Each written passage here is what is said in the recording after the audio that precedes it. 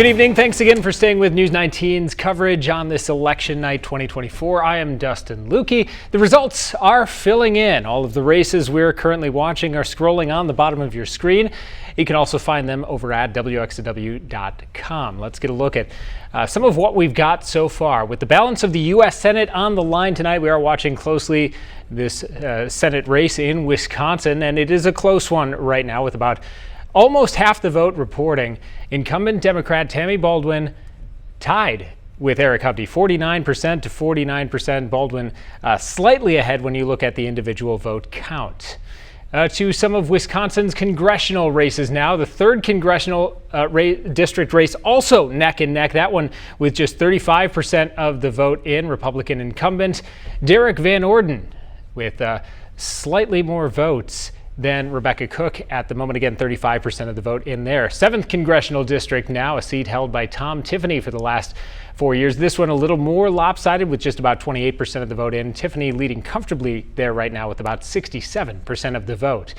Now, we heard it earlier in the night. Control of Wisconsin's Assembly and Senate could be on the line tonight with new district maps. The 32nd state Senate district is one Democrats would need to keep in order to have a chance at that. Right now, incumbent Senator Brad Pfaff is currently leading in that race, 51% to 49% over Republican challenger Stacey Klein.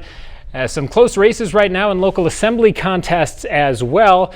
The new 96th district, held since 2019 by Republican Lauren Oldenburg, has about half of the precincts reporting there. Oldenburg with a 54 to 46% lead right now over Democratic challenger Tara Johnson. Another close race we're watching.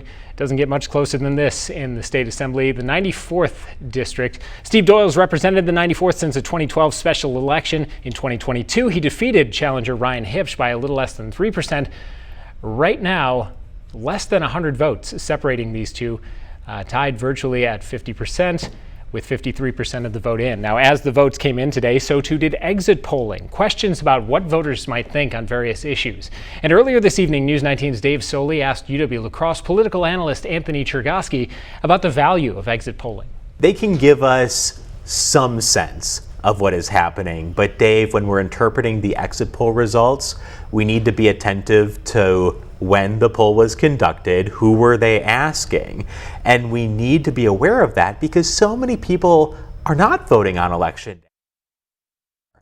But if you're only asking questions of people who voted on election day, we have to ask if they are representative of all voters. So interpret exit polls with caution. They can tell us some things, but we have to think critically about what they do and do not tell us. One of those polls revealed information that networks talked about extensively today. It found that the number 3 issue most important to people asked was on the issue of abortion. Number 2 was the economy, and number 1 was democracy. And Chergosky says that could provide some insight into voters' priorities, but again, we do need to interpret those results with the appropriate caution. Of course, again, you can stay up to date with all of the results and what we're watching over on WXW.com and catch our hour-long 10 p.m. newscast at the top of the hour. Right now, it's back to ABC News.